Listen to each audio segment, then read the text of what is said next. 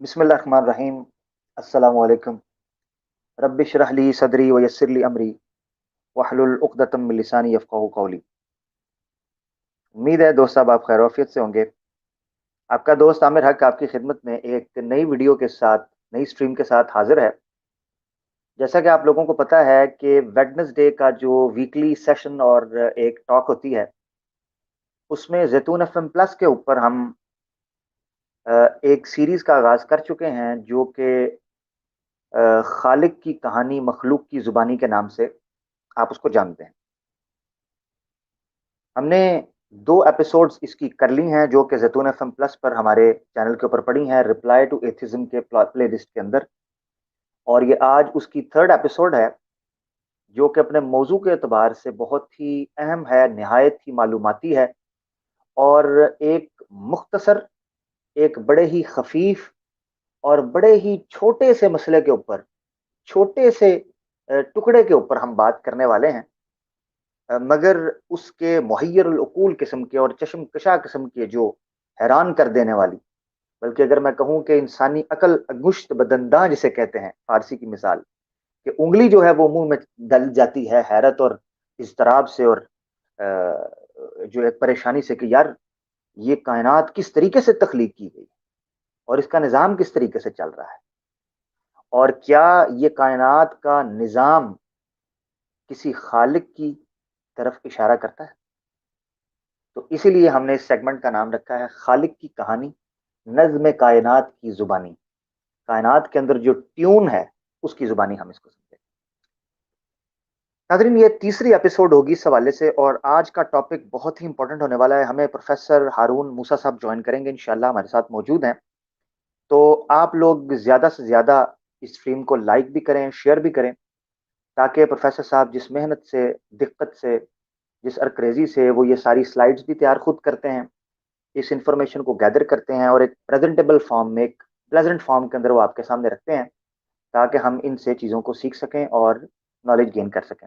जो दोस्त अब आप आ रहे हैं वो लाइक भी करें और इसको शेयर करें। मैं चाहता हूँ कि ज़्यादा से ज़्यादा दोस्तों तक ये पैगाम हमारा आहिस्ता-आहिस्ता पहुँचे और कोशिश किया करें कि हर लिंक को उस जगह पर शेयर करें जिससे वो मुतल्लका हो। यानी साइंस के लिए आप साइंस के ही लोगों को भेजें। अब हम अक्सर तौर पर देखते हैं कि जिन लोगों का साइंस से रुझान नहीं है वो इख्तलाफी मौज़ूआत पर बात करने को पसंद करते हैं, तो हम उनको जब लिंक भेजते हैं, ज़ाहिर बात है वो नहीं पसंद, उनकी तबीयत पर वो चीज़ ग्रां गुज़रती है, वो नहीं उसको एक्सेप्ट करते। तो उसका जो रिलेटिव बंदा होता है, ठीक है ना? जिसका उसको ये लिंक भेजना चाहिए ज़रूर अपने दोस्तों में। किसी ना किसी दोस्त के पास ज़रूर कोई ना कोई एग्नोस्टिक किस्म की सोच होती है, कोई साइंस को प्रेफ़र कर रहा होता है, तो उनको ज़रूर भेजा करें लिंक हमारे प्रोग्राम का। इससे पहले कि प्रोग्राम की तरफ मैं आगे चलूँ, जैसे आप लोगों को पता है, ये मेरा पर्सनल नंबर है, इस पे आप व्हाट्सएप, टेक्स्ट और ऑडियो मुझे कर सकते हैं। प्रोग्राम के हवाले से मशवरा देना चाहें, ज़ैतून टीम के हवाले से कोई मशवरा देना चाहें, तो वो आप दे सकते हैं। ज़ैतून एफ़एम प्लस के ऊपर हम आने वाले दिनों के अंदर कुछ और भी प्रोग्राम्स करने वाले हैं, जिस तरह के कंपैरेटिव रिलिजन भी होगा, दुआ का मौजू कल मैंने उसको एड्रेस किया है, तो इंशाल्लाह उसका सेकंड पार्ट भी अनकरीब उस पर मैं बात करूँगा। इसके अलावा हम जो क्लाइमेट चेंज है, वाटर वेस्ट मैनेजमेंट है, उसके ऊपर बात करने का इरादा कर रहे हैं, बस कुछ मसरूफियत काम की भी है, कुछ मौज़ूआत की भी है, कुछ खबरें भी इस तरह की जो है ना वो चलती रहती हैं। कुछ अपने निजी मसाइल भी हैं, तो उनको लेकर फिर ज़ाहिर बात है, मसरूफियत इस तरीके से चलती रहती है। मगर इंशाल्लाह मैनेज कर रहे हैं, बट बहुत अनकरीब बड़े ही इन अहम मौज़ूआत के ऊपर भी करेंगे। कुछ दोस्त अहबाब ने मुझे कहा वो एक सीरीज़ मैंने सीरतुन नबी माश नबी सल्लल्लाहु अलैहि वसल्लम के हवाले से बड़ा उनको पसंद आया था, मैंने 2 एपिसोड्स की थी। उस हवाले से वो कह रहे थे कि आप आगे करें। इंशाल्लाह उस पर भी मेरी नज़र है, मैं करना चाह रहा हूँ। मगर हकीकत ये है कि आप जब मुख्तलिफ मौज़ूआत पर बात करना चाह रहे होते हैं तो आपका इंतखाब करना जो है वो भी एक आज़माइश ही बन जाता है, कि किस तरीके से एक मौज़ू को जो हम लें और किस मौज़ू को हम छोड़ें। बहरहाल जैसा कि मैंने आपको बता दिया कि आज हमारी 3rd एपिसोड है इस हवाले से। प्रोफ़ेसर साहब हमारे साथ मौजूद हैं, उनको मैं स्क्रीन पर लेता हूँ और उनसे पहले बाकायदा मौज़ू का आगाज़ करने के लिए मैं एक तमहीद थोड़ी सी रखूंगा ताकि प्रोफेसर साहब फिर उसके ऊपर साइंटिफिक एस्पेक्ट और एक आप ये समझें कि जदीद दौर में जो नॉन इंफॉर्मेशन हमें उस पर्टिकुलर सब्जेक्ट के ऊपर मिल सके जिसको हम डिस्कस करेंगे आज, उनसे हम ले सकें। सबसे पहले मैं उनसे सलाम कर लेता हूँ। अहलन वसहलन sir, welcome on the show sir again. वालेकुम अस्सलाम रहमतुल्लाहि व बरकातहू। थैंक यू वेरी मच क्या आमिर हाल? भाई। वालेकुम सलाम, वेलकम। क्या हाल है आपके? प्रोफेसर साहब ठीक हैं, खैरियत से हैं? अल्लाह अल्लाह का करम, अल्हम्दुलिल्लाह। आप सुनाएं। अल्लाह आपको सलामत रखे, अल्हम्दुलिल्लाह A1 फर्स्ट क्लास। अच्छा प्रोफेसर साहब, इससे पहले कि मैं बकायदा आपसे चीज़ें पूछना शुरू करूं और टॉपिक्स की, जो टॉपिक आज हमारा है उसकी तरफ हम जंप इन करें, मैं स्क्रीन के ऊपर बैनर दिखा रहा हूं जो आज की हमारी गुफ्तगू का मौजूए सुखन होगा। वो है जी, miracles of a single cell. खुलिया जो होता है, खुलिया जिंदगी का जिससे आगाज होता है, ये प्रोफेसर साहब आपके सामने एक साइंटिफिक एविडेंसेस रखेंगे और उसकी एक्सप्लेनेशन भी रखेंगे, कैसे बनता है, कैसे काम करता है और इसके क्या क्या अजूबा जात इसके आपके जो हैं वो इस हवाले से वो रखेंगे। तो आज हमारा टॉपिक होगा miracles of single cell defying random selection. यही हमारी सेगमेंट है कि नज़्म कायनात जो है उसकी जुबान से आपको खालिक की पहचान, जो असल मकसद है इस तखलीक का। यानी अल्लाह ताला ने दुनिया के अंदर जितनी मखलूकात तख्लीक की हैं, उनके कुछ निजी, इनफरादी और ज़ाती फ़वायद भी हैं, मगर उनके वजूद का एक खारजी एक सिंबल भी होना चाहिए था, क्योंकि होता है। तो जितनी भी मखलूक इस वक्त आपको इर्द गिर्द नजर आ रही है, उसमें इंसान को जो शऊर दिया गया है इस मखलूक को देखकर समझने का और खारजी किसी ताकत की जो ज़हूर है और उसका एहसास है, उसका इल्म और मार्फत हासिल करने का, तो हम इस सेगमेंट को लेकर चल रहे हैं। सिंगल सेल के हवाले से इससे पहले कि प्रोफेसर साहब जो हैं वो रोशनी डालें इसके ऊपर साइंटिफिक, जो कि इंशाल्लाह हम सुनने वाले हैं करीब, तो आप तवज्जो इधर रखिए। आपकी स्क्रीन के ऊपर एक आयत आपको नजर आएगी। इस आयत से मैं आगाज करना चाहता हूँ। जो दोस्त हमें सुन रहे हैं पुराना जैतून एफएम लाइव के ऊपर भी और प्लस के ऊपर भी कुछ प्रोग्राम्स हैं, लाइव के ऊपर भी प्रोग्राम्स पढ़े हैं हमने, काफी इस हवाले से किए हैं। फिलोसफी ऑफ साइंस क्या है, फिलोसफी ऑफ एथिज्म क्या है, टाइप्स ऑफ एथिस्ट क्या है, इस पे इंशाल्लाह हम प्रोफेसर साहब को कहेंगे किसी दिन इस पर भी बात करेंगे, मगर हम अभी सिंगल सिंगल टॉपिक को लेकर, जैसा कि प्रोफेसर साहब ने मुझे कहा है, उसको हम लेकर चलेंगे इंशाल्लाह। यह आयत आपकी स्क्रीन के ऊपर है, चैप्टर 41 वर्स 53, औज़ु बिल्लाहि मिनश शैतानिर रजीम। इसमें अल्लाह ताला फरमाते हैं, सनुरीहिम आयातिना फिल आफाक़ि वफ़ी अनफुसिहिम। अनकरीब हम दिखाएंगे उनको, यानी in future, near future, future, ठीक है जी। ये सीन का मैंने बताया था कि सीन जब फेल मुजारे के शुरू में आता है उसका मतलब होता है अनकरीब, मुस्तकबिल, करीब में, सूनर, यानी उस वक्त के लोगों के लिए नहीं, उसके थोड़ी देर बाद। तो सनुरीहिम आयातिना, उसकी वजह यह है कि साइंस उस वक्त स्टैब्लिश नहीं हुई थी। नेकेड आई से आप जो चीजें देख सकते थे, आप उनको ही अज्यूम करते थे, उन्हीं से फैसले करते थे। मगर सनुरीहिम आयातिना फिल आफाक़ि वफी अनफुसिहिम, अनकरीब एक जमाना आने वाला है कि हम निशानियां दिखाएंगे अपनी, उनको, किनको? जो ईमान नहीं लाते। कॉन्टेक्स्ट बता रहे हैं, फिल आफाकी, कॉस्मोस में। आफाक कहते हैं कॉस्मोस, दुनिया के किनारों में, उफुक के पार, खारजी दुनिया के अंदर, एक्सटर्नल जो वर्ल्ड और यूनिवर्स है, स्पेस आपका बाहर, उसमें। अब आता है वापस, अल्लाह ताला कहते हैं वह फी अनफुसिहिम, उनकी जानों में, फी अनफुसिहिम, आपके अंदर। ये आज का हमारा मौजू है, जिसको हम सेलुलर बायोलॉजी की कॉन्टेक्स्ट में समझेंगे, मॉलिक्यूलर बायोलॉजी के सब्जेक्ट में समझेंगे, नॉट इन अ डीप वे।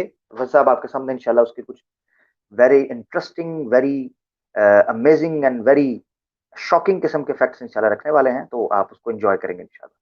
अच्छा, ये दो किस्म की निशानियां दिखाई जाएंगी, एक कॉस्मोस में, स्पेस में है, और एक आपके अंदर है, जिसको मैं दो चीजों से ताबीर करता हूँ, एक तो आपका जिस्म है और एक आपका रूह। बहरहाल इस वक्त जिस्म की बात, यानी सेल की बात, जो मादा है, एक सेल है जिसमें जान हो, उसकी बात आगे वो करेंगे। हत्ता यतबय्यन लहुम अन्नहुल हक, यहां तक के, यानी चीजों किनको स्टैब्लिश करना है ये आयात दिखाकर। तो जो मतमाए नजर है, जो मकसद और मनहज है, जो मकसूद और मंजिल है, जो आपका एम और फोकस है, वो ये नहीं है कि मैंने इस दुनिया की जिंदगी को स्टैब्लिश करना है, फैसिलिटेट करना है, इसको बड़ा आसान बनाना है, इजी गोइंग करना है, नहीं।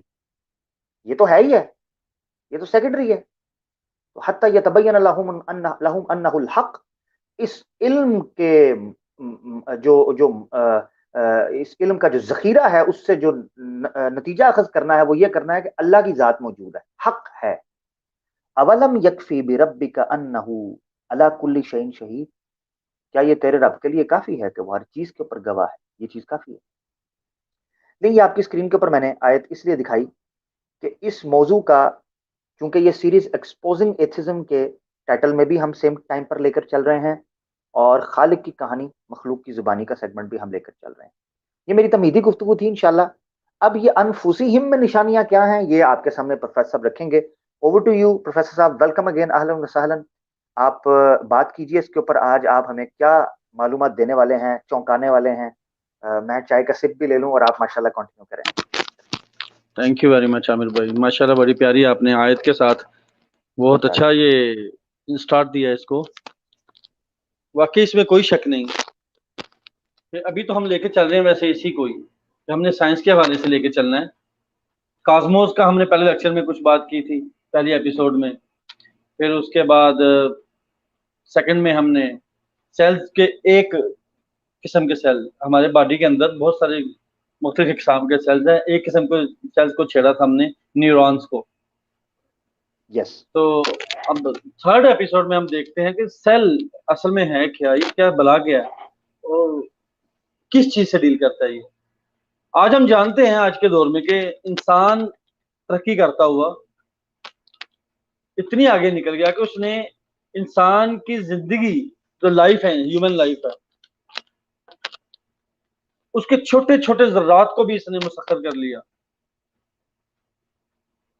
और इंकशाफ ये किया, इसको साइंस के जरिए अपनी टेक्नोलॉजी से इसने डिस्कवर ये कर पाया कि इस खुलियों का निज़ाम जो हमारे अंदर पाया जाता है, जिसको इंसान ने मुसख्खर किया और उसकी तह तक पहुंचने की कोशिश कर रहा है, अभी तक पहुंच तो नहीं सका, अभी तक भी।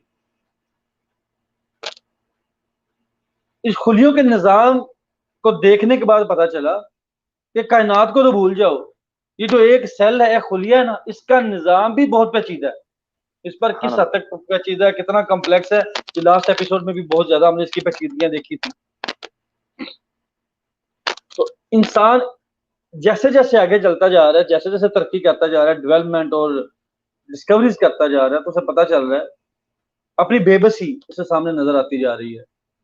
आज हम ये जानते हैं कि इस खुलिया, इस सेल के अंदर, अभी बात ध्यान से सुनिएगा, हमारे इस एक सेल के अंदर, जो कि हम नेकेड आई से देख भी नहीं सकते माइक्रोस्कोप के बगैर, उसके अंदर बिजली पैदा करने वाले कारखाने हैं, इसके अंदर तवानाई एनर्जी पैदा करने वाली फैक्ट्री हैं, और हमारी लाइफ के लिए जो असेंशियल एंजाइम्स, हार्मोन्स तैयार करने वाली फैक्ट्रियां, और एक डाटा बैंक है इसके अंदर, जिसमें सेल में तैयार की जाने वाली तमाम प्रोडक्ट्स के बारे में जरूरी मालूमात भी रिकॉर्ड की जाती हैं।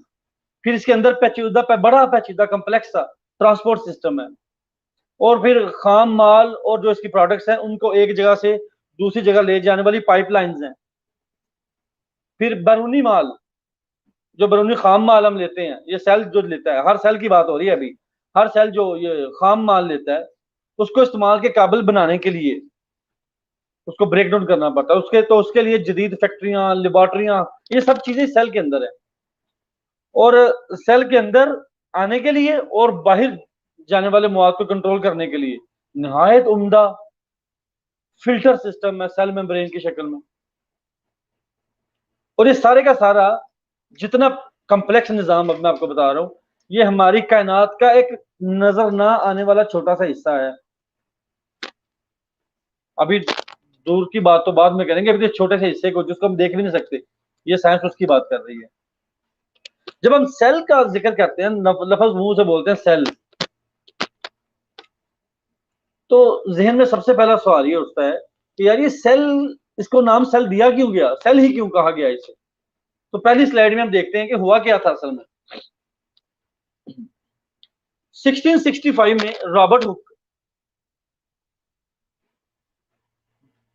ये बेसिकली साइंटिस्ट नहीं थे, ये थे एक माइक्रोस्कोपिक, समझ लो कि जैसे मैकेनिक कह लो, इस तरह की आलात बनाता था, फोटोग्राफी और माइक्रोस्कोप वगैरह में काम करते थे। इन्होंने एक कम्प्लेक्स माइक्रोस्कोप बनाई, कंपाउंड सी थी, तो ज्यादा जिस तरह की आज की है उस तरह की भी नहीं थी। ये आपको पिक्चर स्लाइड में नजर आ रही होगी, मैं उसकी भी थोड़ी सी पिक्चर साथ अटैच कर दी है।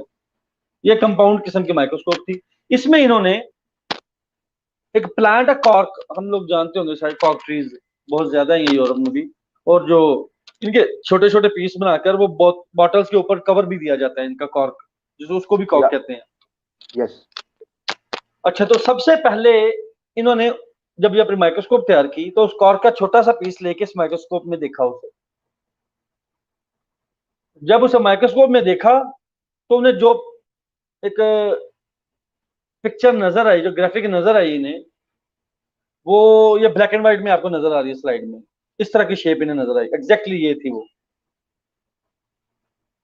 तो उस वक्त तक और आज भी अभी पुरानी अगर बिल्डिंग्स हम देखें ना, तो जो इबादत गाहें थी क्रिश्चियंस की, तो उनमें बहुत बड़ी बड़ी बिल्डिंग्स होती थी और छोटे छोटे कमरे, जिनको हम सेल्स कहते हैं, छोटे छोटे कमरे होते थे, और हर कमरे में एक रोशनदान हुआ करता था। अगर आप में से किसी को एक्सपीरियंस हुआ हो उसके पिक्चर्स देखने का, तो देखो ये नीचे मैंने एक पिक्चर इसके स्लाइड में भी लगा दी हुई है।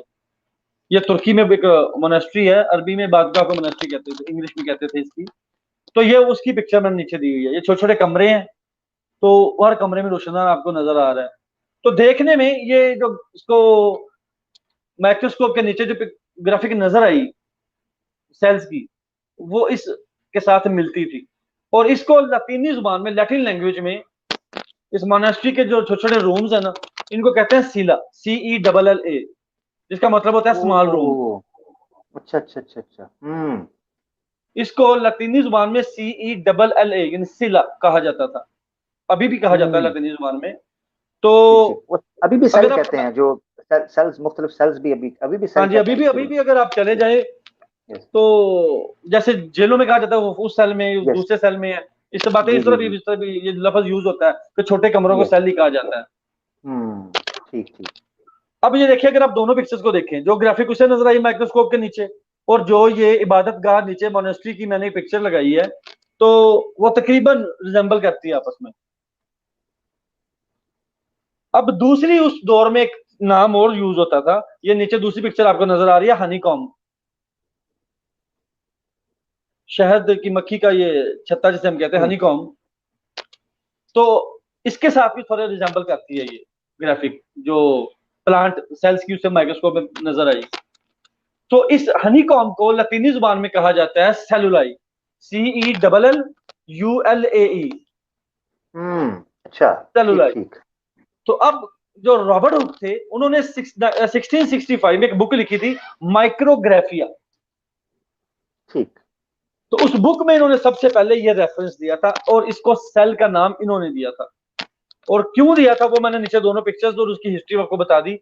इन चीजों से ये दोनों का नाम, जो लतीनी जुबान में एक का नाम था सेला, दूसरा का नाम सेलुलाई, तो इन दोनों से सेलुलाई। रिजेंबल कर रही थी ये ग्राफिक, इसलिए इन्होंने इसको नाम दे दिया सेल। और वो उस दिन से लेकर आज तक सेल ही है। सेल का लतीनी जुबान में सेल का मतलब होता है स्मॉल रूम, छोटा सा कमरा। तो फिर इसी से भी चलता रहा ऐसे। अब ये मैं अभी सब आपको इंट्रोडक्शन देता आ रहा हूँ सेल से।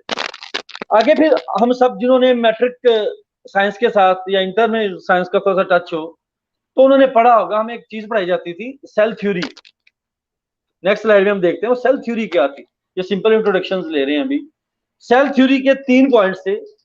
नंबर 1 था कि all living organisms are composed of 1 और मोर सेल्स, कि यस। जितने भी जानदार इस दुनिया, इस जमीन में मौजूद है, क्योंकि अभी तक तो कोई भी साइंसदान जमीन से बाहर जिंदगी को नहीं दरियाफ्त कर सका। अभी तक सबका यही मानना है कि जिंदगी सिर्फ और सिर्फ इस जमीन पे ही है। तो इस जमीन पे हम लेके चलते हैं कि जमीन पे जितने भी जानदार पाए जाते हैं, वो सब के सब एक या एक से ज्यादा खुलियों से मिलकर बने हैं। ये पहला पॉइंट था सेल थ्योरी का। दूसरा पॉइंट था, the cell is the basic unit of structure and organization in organism. जो जानदार इस दुनिया में जमीन में पाए जाते हैं, उन सब की जो बेसिक यूनिट है स्ट्रक्चर की, जो उनकी स्ट्रक्चर, उनकी शक्ल आपको नजर आ रही है, उसका बेसिक यूनिट। बेसिक यूनिट जैसे एक बिल्डिंग है, बिल्डिंग का बेसिक यूनिट हमें पता है ब्रिक्स है, जिनसे हम उसको बनाते हैं। तो हमारी बॉडीज का जितने भी जानदार हैं, उनके बॉडीज का बेसिक यूनिट सेल है। ये दूसरा पॉइंट था। तीसरा पॉइंट जो सबसे ज्यादा इंटरेस्टिंग है, साइंसदानों ने ये पता डिस्कवर तो कर लिया और उसमें थ्योरी में लिख भी दिया, लेकिन यही बाद में उनके गले पड़ा। वो तीसरा पॉइंट था कि cells arise from pre existing cells. देखने में सिंपल लगता है, लेकिन अब इसी से भाग रहे हैं वो ये है कि ये जितने भी खुलिये हैं, सेल्स हैं, ये बनते कैसे हैं? वो कहते हैं वो बनते हैं प्री एग्जिस्टिंग सेल से। यदि पहले से कोई सेल मौजूद होता है, उसी से ये डिवीजन के जरिए फर्दर बनते जाते हैं। तो ये अब मैंने कहा था कि ये यही इनके गले पड़ गया हुआ है। क्यों? वो इसलिए कि जिंदगी पर, इस जमीन पर जिंदगी की इब्तिदा हुई। ये बिकॉज इनके एक सेल आया जमीन पे, वो डीप सीज वाटर्स में। तो सवाल फिर ये है कि ये तो आप कह रहे हो कि cells arise from pre existing cells, तो फिर वो कहां से आ गया? वो तो आते हैं आपकी थ्योरी के मुताबिक प्री एग्जिस्टिंग सेल से। अगर प्री एग्जिस्टिंग सेल था ही नहीं, तो फर्स्ट सेल कहां से आया? ये सेल थ्योरी पेश की थी श्लाइडन और शवान ने 1839 में। ये मोर और लेस हम सब जानते हैं। अब आगे इंट्रोडक्शन में आगे चलते चलते हम देखते हैं कि हम जानते हैं कि कुछ जानदार यक खुलवी होते हैं, यानी यूनिसेलुलर, हम सब जानते हैं। कुछ कसीर खुलवी यानी मल्टी सेलुलर। लेकिन यक खुलवी जानदार का मतलब ये नहीं है हरगिज कि वो लाइफ के सारे फंक्शन परफॉर्म नहीं करता, बल्कि वो एक खुलिया जो है ना, या खुलवी जानदार या यूनिसेलुलर, जैसे बैक्टीरिया, अमीबा, परमेशियम, ये एग्जांपल्स हम जानते हैं। वो सारे के सारे फंक्शन वो बहुत खुलिया खुद ही अदा करता है, जैसे digestion, respiration, excretion, growth and reproduction. ये सारे फंक्शन होते हैं उसमें, लेकिन ये सारे के सारे फंक्शन उसमें अकेला वो खुलिया ही उसी के जिम्मे होते हैं, वही कर रहा होता है। अब कसीर खुलवी जानदार यानी मल्टी सेलुलर ऑर्गेनिज्म, जैसे कि हम ह्यूमन बीइंग, ये इंतहाई स्पेशलाइज्ड होते हैं और शक्ल, स्ट्रक्चर और फंक्शन के लिहाज से मुख्तलिफ किस्म के होते हैं एक ही बॉडी के अंदर भी। यानी जैसे हम इंसान है ना, तो हमारे अंदर 200 मुख्तलिफ किस्म के सेल्स हैं। यानी सेल्स तो हमारे पास हम जानते हैं बेशुमार है हमारे अंदर, लेकिन शक्ल और फंक्शन के लिहाज से 200 इकसाम में तकसीम है वो। उनमें जैसे मिसाल देता हूँ चंद की, जैसे नर्व सेल्स है, बोन सेल्स है, स्किन सेल्स है, एग सेल्स हैं, एटसेट्रा, बहुत ज्यादा है ये इस तरह। और इसमें शॉकिंग ये है कि हम सब जानते हैं कि जब कोई भी जानदार बनता है तो उसकी इब्तदा एक खुलिये से ही होती है। जैसे ह्यूमन बीइंग है तो मदर ओवम और फादर स्पर्मेटोजोआ, ये दो सेल्स मिलते हैं और एक नया सेल बनाते हैं, जाइगोट।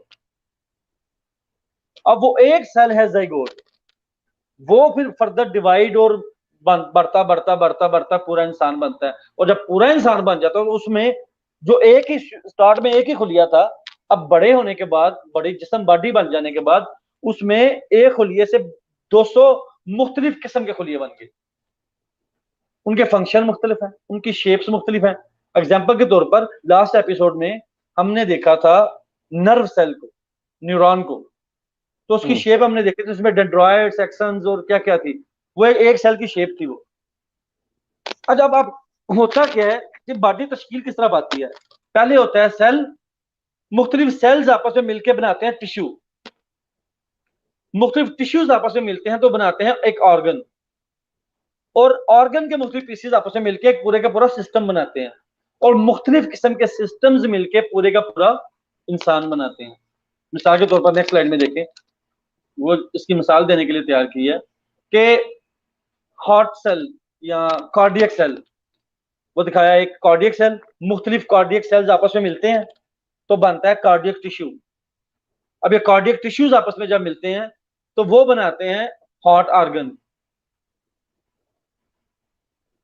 हार्ट ऑर्गन के मुख्तलिफ पीसेज आपस में मिलकर पूरे का पूरा ब्लड सर्कुलेटरी सिस्टम बनाते हैं हम, जो हमारे पूरे जिस्म के अंदर ब्लड सर्कुलेट करता है। और इस तरह के तो एक ब्लड सर्कुलेटरी सिस्टम है ना, इस तरह के और डिफरेंट सिस्टम जैसे डाइजेशन सिस्टम है हमारा, रेस्पिरेटरी सिस्टम है, रिप्रोडक्शन सिस्टम है, मुख्तलिफ किस्म के सिस्टम, नर्व सिस्टम है, ये मुख्तलिफ किस्म के सिस्टम हैं, ये सब मिलके एक इंसान बनाते हैं।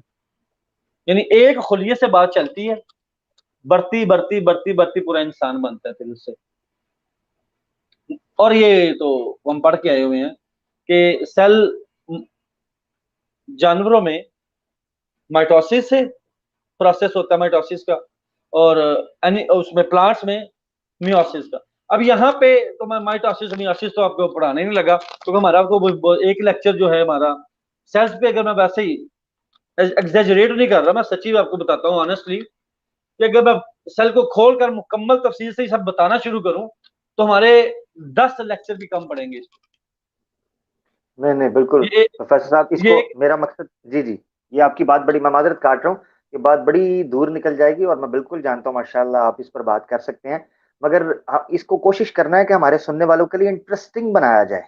मैं और इसीलिए उसको इंटरेस्टिंग इसमें बनाने के लिए हमको उसको रिलेट करना है, ज्यादा डिटेल में नहीं मैं चाह रहा, क्योंकि माशाल्लाह इसमें कोई शक नहीं है कि माशाल्लाह आप इस पर ठीक ठाक मालूमात रखते हैं। तो इसको इंटरेस्टिंग बनाकर, ताकि सुनने वाले जो हैं, हमारे ऑनलाइन यूजर्स जो हैं, सोशल मीडिया के जो देखने वाले हैं, उनके लिए ये एक रिलेट हो सके चीज, बैलेंस करने के लिए।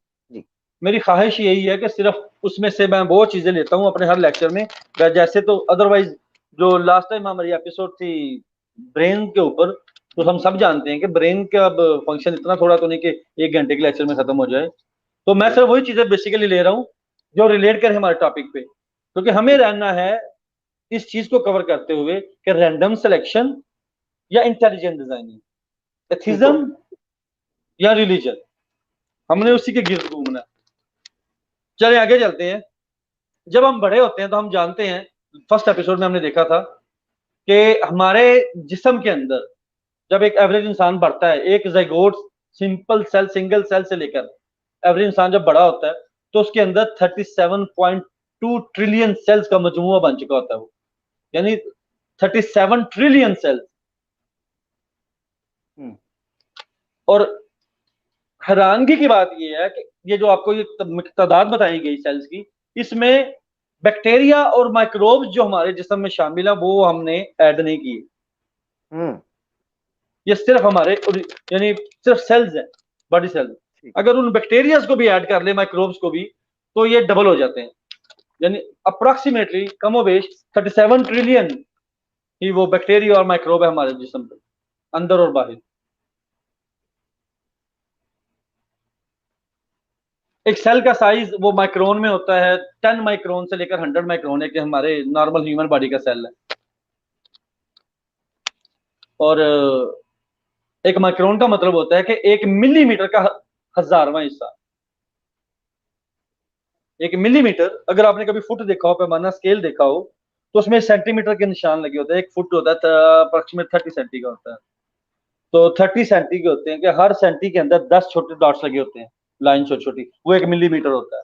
वो 1 मिलीमीटर का भी 1000वां हिस्सा होता है एक माइक्रोन, वो हमारे एक सेल का साइज है।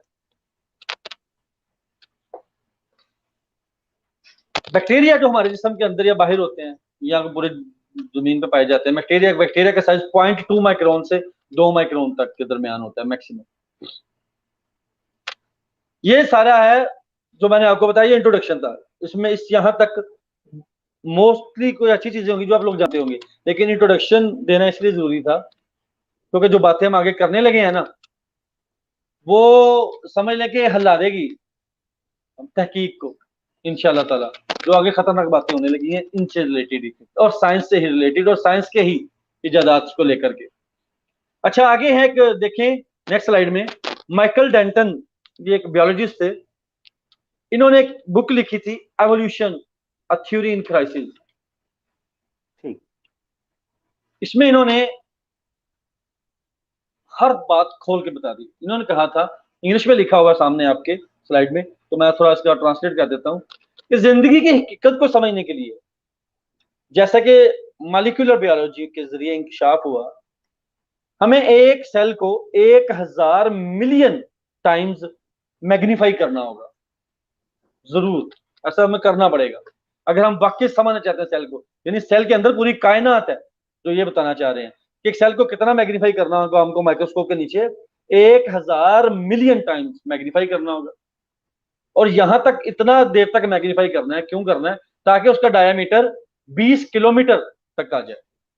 हम्म। एक सेल जो नेकेड आई से नजर नहीं आता, उसको इतना मैग्नीफाई करना है हमने कि उसका डायमीटर जो है कतर है वो 20 किलोमीटर तक फैल जाए, और इतना बड़ा हो जाए वो कि एक बहुत बड़े हवाई जहाज से मिलता जुलता हो, या लंदन या न्यूयॉर्क जैसे बड़े शहर का अहाता कर सके, यानी इतना बड़ा हो जाए सेल। अच्छा, उसके बाद होगा क्या? फिर हम देखेंगे, जब हम इस तरह बड़ा कर लेंगे तो फिर हमें हर चीज क्लियर नजर आएगी अंदर उसके, कि वो अनपैरेलल कम्प्लेक्सिटी, यानी उसके अंदर जो कम्प्लेक्सिटी पेचीदगियां हैं वो पूरे के पूरे सेल के अंदर एक जैसी नहीं है, अनपैरेलल है। यहाँ पे हमने देखा वो इतनी ज्यादा कम्प्लेक्स चीज हमें समझ नहीं आ रही, थोड़ा सा आगे इसको मूव करके देखेंगे तो उससे भी ज्यादा कम्प्लेक्स आ गया, अनपैरेलल कम्प्लेक्सिटी है। और अडेप्टिव डिजाइन का एक शाहकार है ये। और सेल की सतह पर हम लाखों खुले रास्ते देखेंगे। ये सब बता रहे हैं, वो कब देखेंगे? जब अगर हम उसको इतना मैग्नीफाई कर लें तो हम सेल की सतह पर लाखों खुले रास्ते देखेंगे, जैसे एक वसी खलाई जहाज के सुराख, जिनके खुलने और बंद होने से मटेरियल को बाहर और अंदर जाने का मौका मिलता है। यानी अब वो सेल मेम्ब्रेन के ऊपर जो पोर्स है उनके जिक्र कर रहे हैं, तो वो हमको ऐसा लगेगा इतने बड़े बड़े नजर आएंगे और मटेरियल अंदर और बाहर होता नजर आएगा। और फिर अगली बात वो करें, अगर हम उन सुराखों में से जो पोर्स हैं उनमें से किसी एक में दाखिल हो पाए तो हम अपने आप को अपनी तख्लीकी सलाहियतों से बालातर एक आला टेक्नोलॉजी और हैरत ज़दा पेचीदगी की दुनिया में पाएंगे, जो रैंडम चॉइस के खिलाफ बहुत बड़ा सबूत है। अभी आखिर में सब कुछ बताने के बाद समझ कर रहे हैं कि ये रैंडम चॉइस के खिलाफ बहुत बड़ा सबूत है, जो हर लिहाज से इंसान की जहानत से पैदा होने वाली किसी भी चीज से बालातर है। ये तो माइकल डेंटन बियोलॉजिस्ट हैं, थे, इन्होंने उनकी बुक लिखी थी एवोल्यूशन थ्योरी इन क्राइसिस उनका। अब इससे अगली जो बात करने लगा हूं, अब जो अगले 10-15 मिनट है उसमें मुझे आप सबकी ज्यादा अटेंशन चाहिए। क्यों? ये वो पॉइंट अब मैं बताने लगा हूं आपको, ये जो आगे डिस्कशन हमारी होने लगी है इसमें हमें पता चलेगा कि रैंडम सिलेक्शन या इंटेलिजेंट डिजाइन, ये समझ लें कि आज हम उसका सेल के अंदर आकर के उसका सम अप और उसका रिजल्ट रिवील करने लगे हैं। अच्छा, जब साइंसदानों ने एक सेल को ज्यादा से ज्यादा उस पर तहकीकात की और ज्यादा डिस्कवरीज आई सेल बियोलॉजी में, तो अच्छा सेल के मुतालिक जो स्टडीज होती है ना उनको सेल बियोलॉजी भी कहा जाता है। और सिर्फ सेल बियोलॉजी नहीं, इसको सेलुलर बियोलॉजी भी कहा जाता है, इसको साइटोलॉजी भी कहा जाता है। ये सारे इसी एक ही स्टडी के नाम, ब्रांच के नाम है। अच्छा, सेल उन्होंने देखा कि सेल्स मोस्टली जो बने होते हैं ना इनमें मोस्टली प्रोटीन होती है। जी। तो साइंसदानों ने कहा कि उन्होंने एक फ्रेज दे दी कि proteins are the building blocks of a cell, यानी हमारे बिल्डिंग ब्लॉक्स तो सेल्स हैं, तो सेल्स के बिल्डिंग ब्लॉक्स क्या हैं? प्रोटीन। अच्छा, अब हम सेल को जब स्टडी कर रहे हैं और सेल के बिल्डिंग ब्लॉक्स प्रोटीन हैं, तो फिर देखें प्रोटीन क्या बला है। प्रोटीन बेसिकली एक छोटा सा यूनिट पर मुश्तमिल एक मॉलिक्यूल होते हैं जो अमाइनो एसिड से बने होते हैं। और ये अमाइनो एसिड इस प्रोटीन मॉलिक्यूल के अंदर एक खास तरतीब, खास तादाद और खास शक्ल में लगे होते हैं, अरेंज होते हैं। अब नेक्स्ट स्लाइड अगर आप देखें तो आपको नजर आएगा, ये एक मॉलिक्यूल आपको दिखा रहा हूं मैं। मॉलिक्यूल को खोला है, उस मॉलिक्यूल के अंदर ये अमाइनो एसिड्स हैं, ये देखें खास तरतीब से आपस में मिले हुए हैं, खास तादाद में होते हैं और खास शक्ल में होते हैं। और अमाइनो एसिड्स बेसिकली प्रोटीन के बिल्डिंग ब्लॉक्स हैं। अब देखिए हम कहां से कहां तक पहुंचते जा रहे हैं। इंसान, अब उससे पीछे तो हम छोड़ ही देते हैं ना, कायनात और कॉस्मोस सब कुछ छोड़े, इंसान पर शुरू कर लेते हैं। चलें, इंसान के बिल्डिंग ब्लॉक सेल्स, सेल्स के बिल्डिंग ब्लॉक प्रोटीन, प्रोटीन के बिल्डिंग ब्लॉक्स अमाइनो एसिड। आज तक जो सबसे सिंपलेस्ट प्रोटीन डिस्कवर हुई है उसके अंदर 50 अमाइनो एसिड होते हैं कम से कम, जो सबसे सिंपल प्रोटीन मॉलिक्यूल डिस्कवर हुआ है 50 अमाइनो एसिड होते हैं। लेकिन बहुत सारे ऐसे हैं जिनमें हजारों की तादाद में अमाइनो एसिड होते हैं। अब जो वहां पे पॉइंट जिस पे मैं आपको लेके आना चाहता हूं वो ये है कि जो सामने आपको शक्ल नजर आ रही है ना प्रोटीन मॉलिक्यूल की, तो साइंसदान अब ये कहते हैं कि एक प्रोटीन मॉलिक्यूल में ये जो हमें सारे के सारी अरेंजमेंट नजर आ रही है अमाइनो एसिड की, इनमें से किसी एक अमाइनो एसिड की अदम मौजूदगी यानी कम हो जाए या एक बढ़ जाए या इनमें से कोई एक अपनी जगह तब्दील हो जाए तो वो प्रोटीन मॉलिक्यूल रहता ही नहीं। वो एक स्क्रैप का ढेर हो जाता है, हमारे किसी काम का नहीं। ये अपनी पिक्चर जो सामने आपको नजर आ रही है, इसको जरा गौर से देखें और साइंसदानों की जरा बात सुने कि ये इनमें से जिस तरतीब से आपको नजर आ रहा है, अगर इनमें से कोई एक मालिक्यूल भी, ये एक अमाइनो एसिड भी, इस मालिक्यूल में एक अमाइनो एसिड भी अपनी तरतीब चेंज कर दे, अपनी लोकेशन बदल दे, गायब हो जाए, खत्म हो जाए, या बाहर से कोई नया एक अमाइनो एसिड इसमें ऐड हो जाए, तो ये हमारे किसी काम का नहीं, ये प्रोटीन ही नहीं रहता, ये स्क्रैप का ढेर है। हर अमाइनो एसिड को सही जगह और सही तरतीब में होना चाहिए।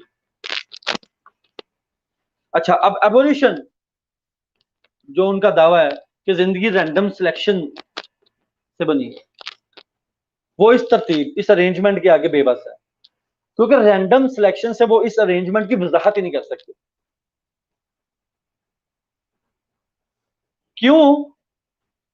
उसकी मिसाल अब आपको देता हूं मैं जरा, कि जो एक एवरेज मॉलिक्यूल होता है ना प्रोटीन का, उसमें 288 अमाइनो एसिड्स होते हैं, जो आपके सामने है, समझ लें ये 288 वाला मॉलिक्यूल है,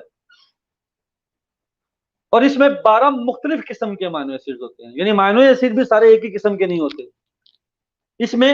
अब देखिए, आपको इसमें तो आपको दिखाने के लिए मैंने चंद कलर्स किए हैं ताकि आपको पता चल सके, जो डिफरेंट कलर्स वो different types of amino acids को शो कर रहे हैं।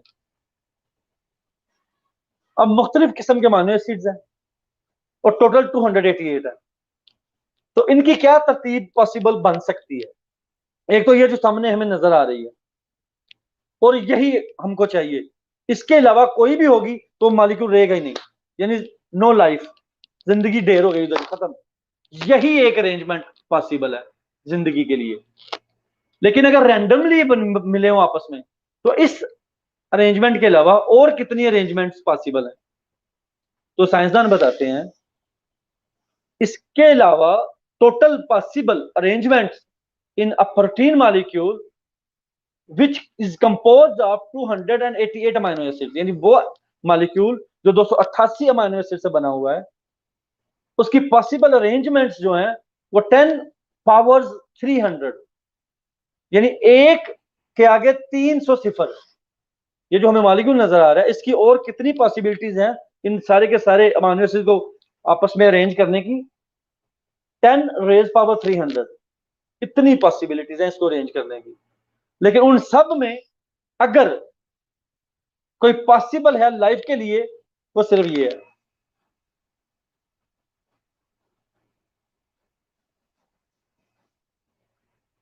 अब ये स्लाइड आपके सामने जो है, इसमें देखें आप, यानी कि रैंडम चांस सिलेक्शन कितनी बोंगी लगती है हमें इसमें, कि 10⁻³ एक के आगे 300 सिफर, इतने चांसेस हैं, और उनमें से सिर्फ एक चांस है ऐसा जिसमें जिंदगी पॉसिबल है, और ये हमें कहा जाता है कि ये ऐसे पॉसिबल ऑटोमेटिकली हो गया। और इनके अलावा अगर कोई एक भी चेंज हो गया, जैसे मैं आपको बता चुका, तो क्या होगा?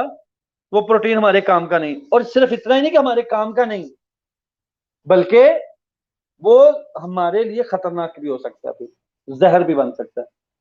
अच्छा, जो आप में से जो स्टैटिस्टिक्स पढ़े हुए हैं, प्रोबेबिलिटी को जानते हैं, वो ये चीज को जानते हैं, इस चीज को, कि प्रोबेबिलिटी में अगर 10⁻50 इस हद तक पॉसिबिलिटीज हो जाएं, तो उसको इम्पॉसिबल कंसीडर किया जाता है, जीरो कंसीडर किया जाता है, कि this chance is not possible. ये एक रूल है स्टैटिस्टिक्स में प्रोबेबिलिटी का, यानी 10⁻50, यानी एक के आगे 50 सिफर आ जाए, इतने चांसेस हों, उनमें से आपका चांस, यानी इतने चांसेस में से एक चांस, तो उसको जीरो कंसीडर किया जाता है, that is called impossible in statistics. तो यहां पे कितना है? 10⁻300, यानी एक के आगे 300 सिफर। इसकी मिसाल मैं आपको ऐसे देता हूं,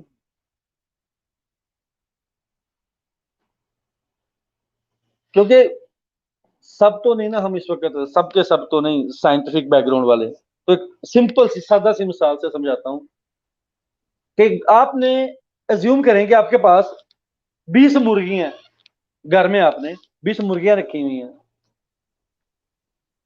तो वो 20 मुर्गियां अपने कमरे, छोटे से कमरे में रखी, उन सब के ऊपर नंबर दे दिया 1 से लेकर 20 तक, यानी 1 2 3 4, हर मुर्गी को एक नंबर दे दिया। और बाहर, कमरे के बाहर आपने 20 बॉक्सेस रखे हैं, 20 डब्बे रखे हुए हैं, हर डब्बे के ऊपर भी नंबर लिखा हुआ है 1 से लेकर 20 तक। आपने क्या करना है, एक मुर्गी उठानी है और उस मुर्गी के ऊपर जो नंबर लिखा हुआ है ना, उसी नंबर के डिब्बे में उसे डालना है। अच्छा, सिंपल गेम लग रही है, लेकिन अब मैं आपको कहता हूं कि आपकी आंखों पे पट्टी बांध देते हैं, you can not see them, आंखों पे पट्टी बंधी हुई है। अब आपने क्या करना है, रैंडमली उस कमरे में से एक मुर्गी उठानी है और रैंडमली स्कैटर्ड बॉक्सेस पड़े हुए हैं, वो तरतीब से तो पड़े ही ना हुए, वैसे 20 पड़े हुए हैं, आपको नजर कुछ भी नहीं आ रहा, आपकी आंखों पे पट्टी बंधी हुई है, रैंडमली एक मुर्गी उठाई और रैंडमली एक बॉक्स सेलेक्ट किया, उसके ऊपर रख दी, लोकेशन भी रैंडम सेलेक्ट करनी है आपने। तो ऐसा आपने प्रोसेस किया 20 बार, यानी 20 की 20 मुर्गियों को आपने ऐसे ही रैंडमली उठाया, बगैर देखे हुए, आंखों में पट्टी बंधे हुए, और हर डिब्बे में एक डालते गए आप। जब सारा काम खत्म हो गया, आपकी आंखों से पट्टी खोली, तो मैं अब आपसे पूछता हूं कि कितने चांस हैं कि आपने हर मुर्गी को सेम नंबर वाले डिब्बे में डाला होगा? इसके कितने चांस हैं? मेरे ख्याल में तो कोई भी अक्ल रखने वाला बंदा कहेगा इसको 0 चांस है, ऐसा पॉसिबल ही नहीं। बिल्कुल।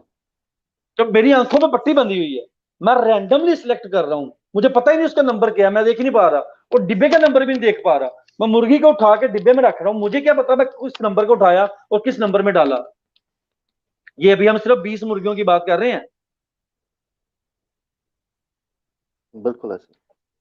आगे चलते हैं, थोड़ा सा इसको एक्सपेंड करते हैं, जरा आपको बता रहा हूं मैं आहिस्ता आहिस्ता कि रैंडम सिलेक्शन क्या है, कि मेरा जो दिमाग खाते हैं ना, ये असल में रैंडम सिलेक्शन किस चीज की बात कर रहे हैं ये, और किस हद तक बात कर रहे हैं, आपको मैं उधर लेके जाने लगा हूं आज। अभी हमने 20 मुर्गियों की बात की, अब थोड़ा सा एक्सपेंड करो। तो अब आप में सोचता कुछ ये सोच रहे हो कि यार मुर्गी ही क्यों, तो मैं सिंपल मिसाल इसलिए लेके चल रहा हूँ कि जिसका साइंटिफिक बैकग्राउंड नहीं है वो भी समझ सके। अच्छा, अब थोड़ा सा आगे चलते हैं, एक पोल्ट्री फार्म है जी आपका, उसमें आपके पास 1000 मुर्गी है, सेम प्रोसेस है, 1000 मुर्गी है अंदर, बाहर 1000 डिब्बा पड़ा हुआ है, सब मुर्गियों पर 1 से लेकर 1000 तक नंबर लिखा हुआ है, डिब्बों पे भी 1 से लेकर 1000 तक नंबर लिखा हुआ है, आपकी आंखों पे पट्टी बंधी हुई है, आप नहीं देख सकते, एक मुर्गी आपने उठानी है रैंडमली और रैंडम किसी डिब्बे में जाकर डाल देनी है, आंखें खोलेंगे तो क्या कोई चांस है वो 1000 की 1000 मुर्गियां अपने सेम नंबर वाले डिब्बों में होंगी? कोई चांस है इसका? नहीं। इम्पॉसिबल, ये भी 1000 तक पहुंचे हम।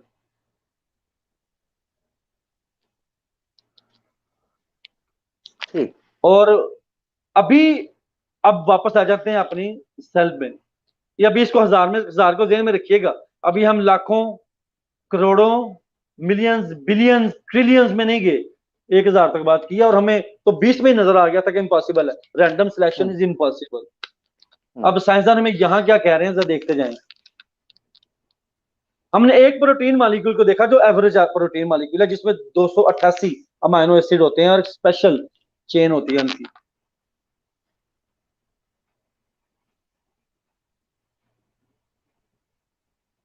अगर हम अपनी इस एवोल्यूशनरी स्कीम ऑफ लाइफ जो हमें ये बताते हैं ये,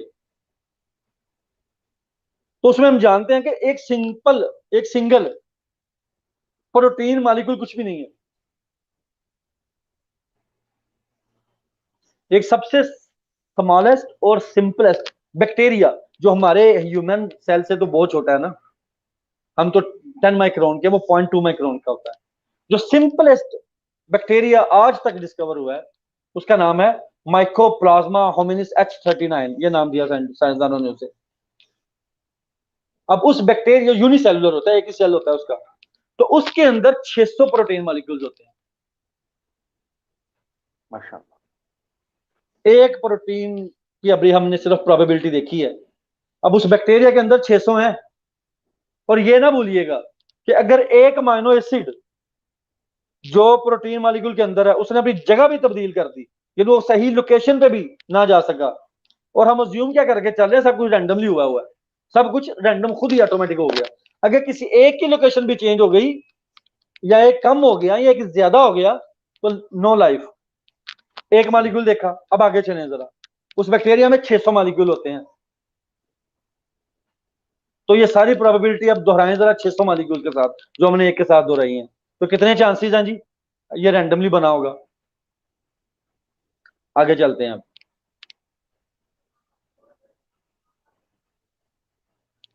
कि एक प्रोटीन को तो हम जानते हैं रैंडमली पॉसिबल नहीं है, तो फिर 1 मिलियन ट्रिलियन कैसे हो सकता है? और फिर इतना भी नहीं, आगे चलते हैं। एक सेल जो ह्यूमन सेल है, क्या वो सिर्फ प्रोटीन ही होती है, उसमें और कुछ नहीं होता? एक सेल के अंदर nucleic acid, carbohydrate, lipids, vitamin और दीगर केमिकल जैसे इलेक्ट्रोलाइट्स वगैरह और स्ट्रक्चर और फंक्शन के लिहाज से मुख्तलिफ किस्म के तनासब तवाजन डिजाइन होते हैं इनके।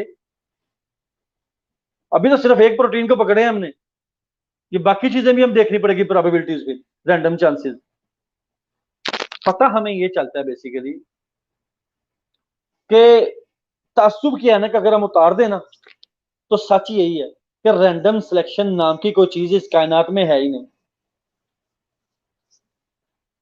इतनी बड़ी कायनात है, बिलियंस एंड ट्रिलियंस प्लैनेट्स हैं, गैलेक्सीज हैं, फिर उनके प्लैनेट्स, और हम देख क्या रहे हैं अभी तक?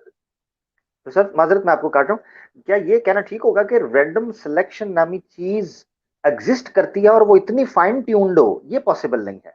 यानी ये आप तो कह सकते हैं कि रैंडम सिलेक्शन हो सकती है, मगर रैंडम सिलेक्शन इतनी ऑर्गेनाइज हो, इतनी मैनेज्ड हो, इतनी प्लेजेंट हो कि वो ऑपरेशनल हो और वो उससे कोई आपको फायदे हासिल कर रहे हो, ऐसा पॉसिबल नहीं है। यानी रैंडम सिलेक्शन अच्छा, इतनी एक्यूरेट इसका नहीं हो जवाब, सकती। जी इसका जवाब मैं आपको देता हूँ क्या है फिर। जी इस ऐसी जो मिसाल हमने अभी मुर्गियों वाली देखी ना, जी जी उसी में उसके अंदर जवाब छुपा हुआ था। देखते हैं हम दोबारा उसी एग्जाम्पल को स्टार्ट से लेते हैं दोबारा। उस जी कमरे में 20 मुर्गी हैं, बाहर 20 डब्बे हैं, डिब्बे पड़े हुए हैं। जी हर मुर्गी पे नंबर लिखा हुआ है, डिब्बे पे नंबर लिखा हुआ है, मेरी आंखें बंदी नहीं हुई, मैं देख सकता हूं। तो मैं अपना ब्रेन यूज करूंगा, इंटेलिजेंस यूज करते हुए इंटेलिजेंटली मैं हर मुर्गी को उठा के उसके रिस्पेक्टिव डिब्बे में डाल सकता हूं कि नहीं? बिल्कुल डाल। यानी इंटेलिजेंस इन्वॉल्व होती है। विदाउट जी जी बिल्कुल, intelligence you can not do this all. यही कह रहा हूं ना, यही मैंने कहा है कि रैंडम सिलेक्शन, अगर ये कहें कि आपने कहा, जैसे आपने कहा कि रैंडम सिलेक्शन जैसी कोई चीज एग्जिस्ट नहीं करती, मैं कह रहा हूं करती होगी, मगर वो इतनी ट्यून्ड नहीं होती। मैं इसीलिए कहता हूं कि हमारा जो सेगमेंट है वो नज़्म कायनात, यानी कायनात में जो आपको ट्यूनिंग नजर आ रही है, एक एक्यूरेसी नजर आ रही है, तो जिसको कहते हैं मैंने इस पर एक बात की थी, वो एक टर्म, साइंटिफिक टर्म बोलते हैं, ये ट्यून्ड भी बोलते हैं, एक और टर्म बोलते हैं जिसमें वो कहते हैं कि पूरे जो कंपोनेंट्स हैं, यानी लाइफ के जितने कंपोनेंट्स होने चाहिए, इतने एक्यूरेटली, इतने अप्रोप्रिएटली वो उनको इस तरीके से रखा गया है कि एक ऊपर और एक नीचे हो तो जिंदगी खत्म हो जाती है। जैसे ये प्रोफेसर साहब ने आपके सामने रखा है कि प्रोटीन्स जिस तरीके से बनते हैं, उनके अंदर जो अमीनो एसिड्स होते हैं, अगर वो एक दूसरे के साथ ना मैच करे, फिर वो एल शेप और आर वो हैंड शेप जो है, उसके ऊपर भी मैंने प्रोफेसर साहब एक बात की थी कि ये जो अमीनो एसिड्स होते हैं उनके अंदर भी लेफ्ट और राइट साइड होती है, जिस तरह हाथ एक दूसरे के मसल होते हैं, उनके अंदर भी अगर वो उस चीज को पिक ना कर सके तो अमीनो एसिड कनेक्ट ही नहीं हो सकता। बहरहाल वो डिटेल दूसरी के अंदर चली जाएगी, आप कैरी ऑन करें, फिर इंशाल्लाह इसको हम समराइज करते हैं। जी बेसिकली मेरा जो पॉइंट है, और मैं जिस पॉइंट को एस्टेब्लिश करने की कोशिश कर रहा हूँ डे वन से, जी और आगे भी इंशाल्लाह अगले एपिसोड में करूंगा, मेरा पॉइंट मैं आपको बताता हूँ। मेरा पॉइंट ये है कि रैंडम सिलेक्शन इटसेल्फ कुछ भी नहीं है। ये ठीक हो इस सब को, इस सब को निहायत इंटेलिजेंटली कोई कोई कंट्रोल कर रहा है इसको। ये गया। विदाउट, आउट ऑफ कंट्रोल नहीं है कुछ भी, हर चीज जी कंट्रोल की जा रही है। ये रैंडमली कुछ भी नहीं हो रहा, अपनी मर्जी ठीक से हो, कुछ भी नहीं चल रहा। जो कुछ हो रहा है उसको कोई कंट्रोल कर रहा है। ये जो करा रहे साइंसदान हैं ऐसा अमेरिका तो करा, मानते यानी जो करा रहे हैं अमेरिका करा रहे हैं। ठीक हो गया, आगे चलिए जी। हैं। बस उस पे ले जाएं आप। चलिए जी आगे चलते ठीक हैं, हो। नेक्स्ट स्लाइड देखें आप। ये जो जो बात हम अभी कर रहे हैं ना, जो आपको मेरी थोड़ी सी आपस में ये थोड़ी डिबेट, तो इसका जी जवाब हमें अगली स्लाइड में मिलता है। जेफरी जी एलवाडा एक साइंटिस्ट है, अमेरिकन केमिस्ट है, और ये आम केमिस्ट नहीं है, ये साइंटिस्ट नहीं है। इन ये मशहूर तो हुए अपने, इन्होंने जो स्टडी, इनका वर्क जो था वो ऑरिजिन ऑफ लाइफ की बेस पे था, उस पर ये बड़ी इन्होंने शोहरत हासिल की। लेकिन इनका एक इससे बड़ा कारनामा था। हम्म। इनका इससे बड़ा कारनामा ये था, इन्होंने एमओडी जो मशीन थी वो बनाने में सबसे ज्यादा काम इनका था, मार्स अच्छा। Organic detector. वाह। ये जो रोबोट भेजा गया था मरीख पे, हम्म, जिसका काम ये था कि इसने वहां पे सर्च करना था कि वहां पे जिंदगी तो नहीं है। अमाइनो एसिड्स और दूसरे ऑर्गेनिक कंपाउंड डायरेक्टली इसने खुद ही लेने थे मरीज की सरफेस से, और उन्हें खुद ही उन्हें करना था। इसने मशीन के अंदर, उसके अंदर ही सारा सिस्टम था, लेबोरेटरी बनी हुई थी, खुद ही उसने काम करना था सारे का सारा, और उसके ऊपर और खुद ही रिजल्ट तैयार करके यहाँ पे जमीन पे भेजना था उसे। वो मशीन थी एमओडी, उसको बनाने में भी इनका बड़ा काम था, जेफरी अलवाडा। वो कहते हैं the theory of evolution faces no greater crisis than on the point of explaining the emergence of life. नजरिया इत्तेका ने जिंदगी के ज़हूर की वजाहत के नुक्ता नजर से ज्यादा किसी बड़े बहरान का सामना नहीं किया। The reason is that organic molecules are so complex that their formation cannot possibly be explained by being coincidental, and it is manifestly impossible for an organic cell to have been formed by chance. अब ये खुद scientist बता रहे हैं कि randomly तो possible ही नहीं है, ये तो सब ड्रामे हैं साइंसदानों के। इसकी वजह यह कि हम ऑर्गेनिक मॉलिक्यूल इतने पेचीदा हैं कि इनकी तश्कील को इत्तफाकिया नहीं कहा जा सकता, क्योंकि इत्तफाकी तौर पर ऑर्गेनिक सेल की तश्कील नामुमकिन है। चलिए अब थोड़ा सा और आगे आपको लेके जाते हैं अगली स्लाइड में। ये एवोल्यूशनिस्ट हैं, अलेक्जेंडर आई ऑपरेन, इनकी बुक थी द ओरिजिन ऑफ लाइफ, 1936 में ये book I.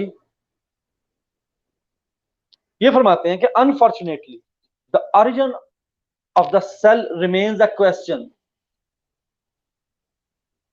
which is actually the darkest point of the complete evolutionary theory. origin of cell कहते हैं आज भी हमारे लिए एक क्वेश्चन ही है, जो कि डार्केस्ट पॉइंट है हमारी नजरिया इत्तिका के लिए। ये एवोल्यूशनिस्ट है, साइंटिस्ट जो है अलेक्जेंडर साहब। यहां तक तो मैंने आपको ये सारी चीजें बताई।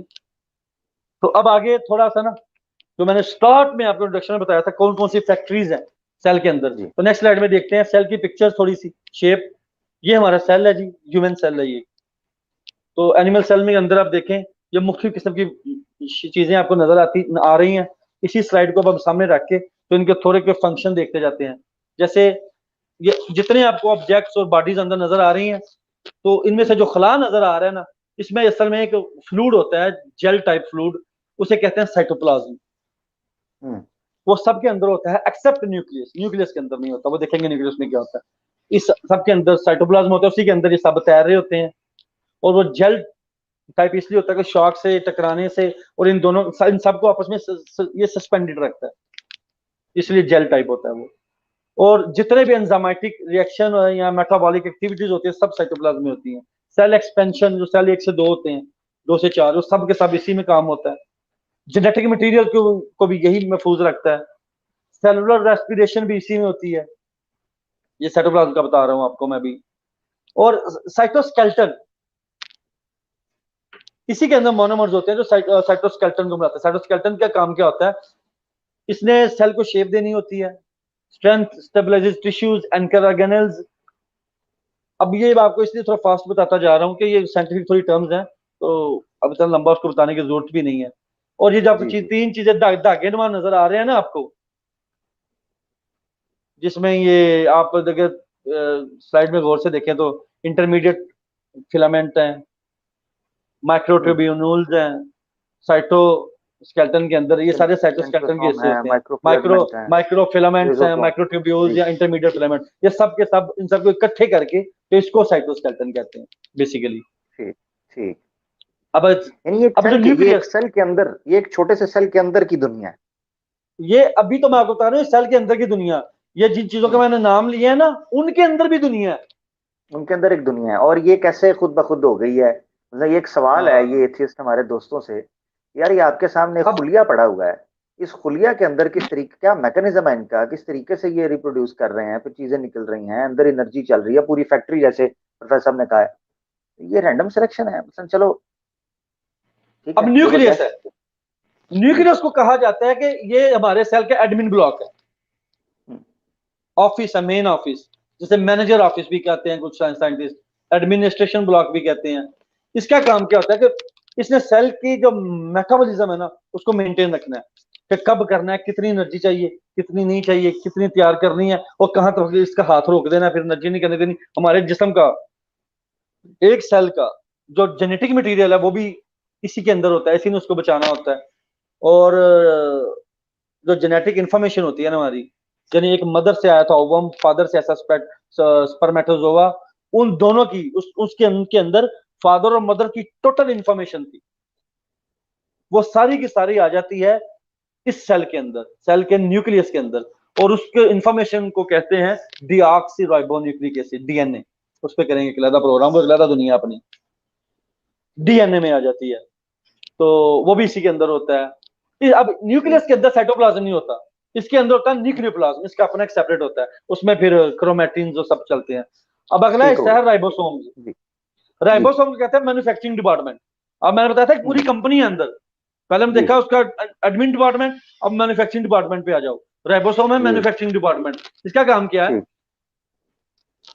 इसने प्रोटीन्स जितनी हमें चाहिए एक सेल को अपने काम, एक सेल को अपने काम के लिए जितनी चाहिए ना, वो सारी प्रोटीन्स इसने बनानी है राइबोसोम ने। हम्म। और एक सेल के अंदर 10 मिलियन राइबोसोम्स होते हैं। वाह। और सुभान जितनी अल्लाह। एक सेल की प्रोटीन इसी ने बनानी है, इसी के अंदर, इसीलिए इसको कहते हैं मैन्युफैक्चरिंग डिपार्टमेंट। यानी ये इसका अपना एक फैक्ट्री अंदर, इसकी लोकल फैक्ट्री है। ठीक हो गया। लोकल फैक्ट्री नहीं है इसकी, हम्म। एक सेल की। तो राइबोसोम्स ठीक। हमें सेल के अंदर नजर आते हैं, अगर आपको गौर से देखें तो ये सेल के अंदर आपको रेड कलर के डॉट्स नजर आ रहे हैं। जी बिल्कुल। कुछ फ्रीली घूम रहे हैं साइटोप्लाज्म में, सस्पेंडेड है, और कुछ ये ब्लू ट्यूब्स के साथ चिपके हुए हैं। जी जी बिल्कुल बिल्कुल। हाँ जी, जो ब्लू ट्यूब्स है जिनके साथ चिपटे हुए हैं उनको कहते हैं एंडोप्लाज्मिक रेटिकुलम। यानी हम्म। एंडोप्लाज्मिक रेटिकुलम के साथ चिमटे होते हैं, क्यों? क्योंकि यहाँ पे फिर वो उसके साथ मिलके अंदर से वो मटेरियल ले रहे होते हैं, प्रोटीन तैयार कर रहे होते हैं। जब तैयार हो जाती है, जिनमें तैयार हो जाती है वो सस्पेंड हो जाते हैं, छोड़ देते हैं इसको, साइड भी हो जाते हैं। यानी इतना पूरा सिस्टम चल रहा है इसका। वाह एंडोप्लाज्मिक वाह वाह। रेटिकुलम क्या है? एंडोप्लाज्मिक रेटिकुलम को आमतौर पर इसको साइंस की जुबान में कहते हैं प्रोसेसिंग एंड असेंबलिंग डिपार्टमेंट। हम्म।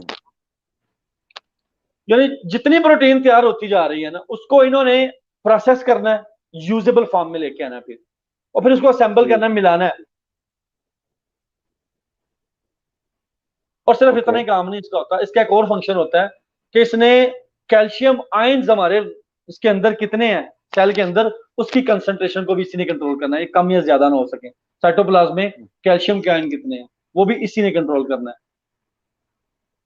अब आगे जाते हैं अपनी कंपनी के शिपिंग डिपार्टमेंट में, वो है गॉल्जी ऑपरेटर्स। इसको गॉल्जी ऑपरेटर्स भी कहते हैं, गॉल्जी कॉम्प्लेक्स भी कहते हैं, गॉल्जी बॉडीज भी कहते हैं, जो भी नाम आपने पढ़ा हो। तो ये शिपिंग हम्म। डिपार्टमेंट है। इसका काम क्या होता है कि जितने भी वो प्रोटीन तैयार हो चुकी होती है ना, और वो प्रोसेस और असेंबल हो चुकी है, वो सारी की सारी हैंड ओवर कर दी जाती है गॉल्जी बॉडीज को। इन्होंने फिर अच्छा। क्या करना होता है, उसको उसको फिर उन्होंने जहां जहां पे पूरे सेल में जहां जहां पे उसकी जरूरत है ना, डेस्टिनेशन है, वहां पे डिलीवर इन्होंने करना है। ये शिपिंग डिपार्टमेंट है। हम्म। वाह जी वाह, क्या बात। अच्छा, ये अभी सप्लाई हम करते हैं सोचते, साले। जी, ओके। अब इतना सोचना हमने कि ये काम हो रहे हैं, तो इतने सबको देखने के लिए तो कोई हमें जनरेटर भी तो चाहिए ना, कोई पावर हाउस भी हम्म। तो होता होगा। बिल्कुल सारी बात तो है। पावर हाउस है माइटोकॉन्ड्रिया, वो आगे आपको नजर आ रहा होगा इसमें, माइटोकॉन्ड्रिया। बिल्कुल। वो ऊपर, सबसे ऊपर है। माइटोकॉन्ड्रिया, हाँ जी, ये पावर हाउसेज है, ये जो यहाँ पे पीनट एनर्जी ये जो बनती है। पीनट की और शक्ल एक का नादरीन, ये जो पीनट पीनट की शक्ल का आपको तीन नजर आ रहे हैं ना, इनको, इनके बारे में प्रोफेसर कह रहे हैं, माइटोकॉन्ड्रिया। ठीक हो गया जी। ये है पावर हाउसेज। इन्होंने क्या करना है, एनर्जी तैयार करनी है, एनर्जी प्रोड्यूस करनी है जितनी सेल को चाहिए होती है। उस एनर्जी के जरिए सेलुलर रेस्पिरेशन के जरिए एनर्जी तैयार करते हैं। और सेल्स में एनर्जी कहते किसे हैं? सेल जैसे हमारी यूनिट, जैसे हमारे मुल्क में करेंसी को रुपया कहते हैं, यहाँ सऊदी अरब की करेंसी को रियाल कहते हैं। तो एक सेल जो एनर्जी प्रोड्यूस करता है उसका नाम रखा है एटीपी, एडिनोसाइन ट्राइफॉस्फेट, एटीपी। ये एनर्जी करेंसी एटी। है। हाँ, इसने एटीपी तैयार करनी होती है, एनर्जी तैयार करनी होती है। और फिर पूरे सेल के मुख्तलिफ जितने भी ये जितने भी इसके पार्ट्स काम कर रहे हैं सेल के अंदर, जो जो ब्लॉक्स हमने अभी समझे थोड़े से, उन सब जी। ब्लॉक्स को एनर्जी ये प्रोवाइड करता है। हम्म। अब आगे इतना सब कुछ हमने तैयार कर लिया, तो कुछ ज्यादा बनता होगा, उसे स्टोर करने के लिए हमें स्टोरेज ब्लॉक भी चाहिए, गोडाउन भी चाहिए। वाह वाह। हाँ, तो वो भी है इसके अंदर। वैक्यूल आपको नजर आ रहा होगा। वो अमेजोन देने या वो ना देने, फ्लिपकार्ट वाले देने, स्टोर जेडे ये ठीक हो गया। अच्छा ये तो वैक्यूल जी। है, ब्लू किस्म का आपको नजर आ रहा होगा, ब्लू कलर का वैक्यूल है अच्छा ये। इसे वो स्टोरेज ब्लॉक कहते हैं। इसने क्या करना होता है, इसने फूड, वाटर, कार्बोहाइड्रेट्स यहाँ पे स्टोर होते हैं। ठीक। और एक कंपनी में हमने देखा होगा आमतौर पर कि स्टोर, ये जो गोडाउन का या स्टोर का डिपार्टमेंट होता है, इनके पास काम थोड़ा होता है। हम्म, तो फिर आमतौर पर कंपनी जो मैनेजर होते हैं ना, तो आपने देखा होगा स्टोर वाले जो लोग काम करते हैं स्टोर में, वो नाराज रहते हैं मैनेजमेंट से। क्यों? वो क्या कहते हैं कि हाँ यार हमें कभी किसी काम में लगाते हैं, कभी किसी काम में लगा देते हैं। हाँ। हाँ, तो यहाँ भी सेल के अंदर भी एग्जैक्टली यही होता है। यही अच्छा जो वैक्यूल्स हैं, इनके पास काम ना हो, तो फिर ये इनके फंक्शन को चेंज किया जाता है। अच्छा, ये भी लड़ पैंदे ने, स्ट्राइक कर देंदे ने, फिर नहीं इनके चलेगा फंक्शन को नहीं चेंज किया, चलेगा। इनके फंक्शन को ठीक हो चेंज किया जाता है। और फिर गया। ये अच्छा।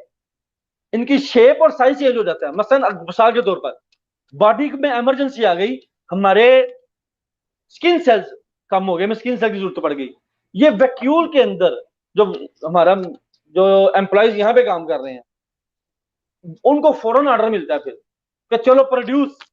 वो इस काम करते हैं, उनका शेप और साइज चेंज होता है। और यही इनमें से, सिर्फ सेल की बाहर की बात कर रहा हूं मैं, सेल के अंदर भी फॉर एग्जांपल हमें राइबोसोम्स कम पड़ गए, राइबोसोम की जरूरत और पड़ गई, ये राइबोसोम्स बन जाएंगे। हमें माइटोकॉन्ड्रिया चाहिए, ये बन जाएंगे।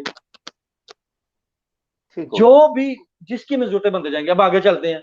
अब अच्छा सवाल ये पैदा होता है, इतना कुछ इसके अंदर हो रहा है, तो फिर ये जो वेस्ट मटेरियल भी तो कहीं जाता होगा ना, जो एग्जैक्टली। चीजें सही नहीं बनी या, तो वो रिसाइकलिंग वो क्या है? ये अब आपको नजर आ रहा होगा लाइसोसोम्स।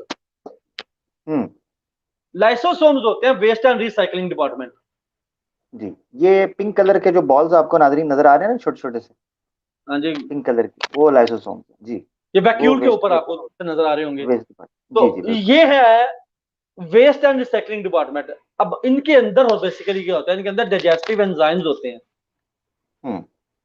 इन्होंने क्या करना होता है, ये उन एंजाइम क्या कहते हैं कि जितने भी कार्बोहाइड्रेट्स, लिपिड्स, प्रोटीन्स, इन सबको छोटे छोटे यूजेबल फॉर्म में डिवाइड कर देते हैं, इनको तोड़ देते हैं, ब्रेक डाउन करते हैं। और जो वेस्ट डिस्पोजल होता है ना, उसको, जितना भी वेस्ट मटेरियल होता है, उस सबको डिजॉल्व कर देते हैं, तोड़ तोड़ के इतना छोटा कर देते हैं, उसको साइटोप्लाज्म में डिजॉल्व भी कर देते हैं।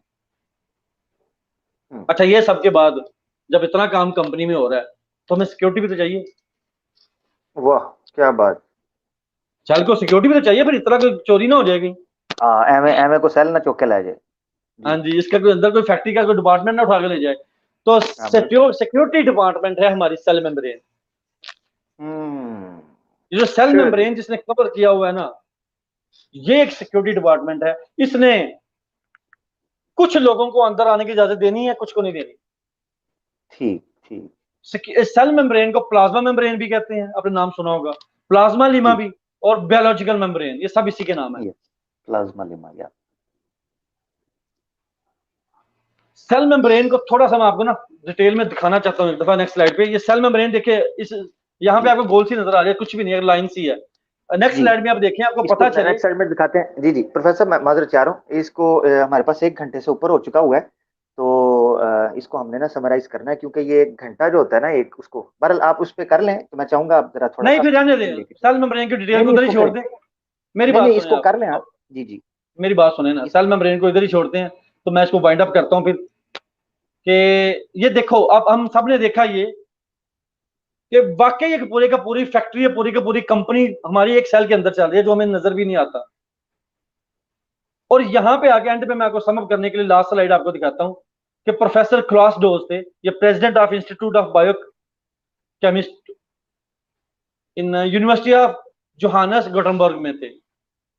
ये क्या कहते हैं, ये कहते हैं more than 30 years of experimentation on the origin of life in the fields of chemical and molecular evolution have led to a better perception of the immensity of the problem of the origin of life on earth rather than to its solution। तो कह रहे हैं जितने 30 साल हो गए हैं, हम जितने भी एक्सपेरिमेंटेशन करते जा रहे हैं, जो भी तहकीक करते जा रहे हैं, तो बजाय ये कि हमारा प्रॉब्लम सॉल्व होता, उसका सोल्यूशन मिलता हमें, हमारे प्रॉब्लम की इमेंसिटी, इसकी शिद्दत में इजाफा होता जा रहा है, प्रॉब्लम बढ़ती जा रही है।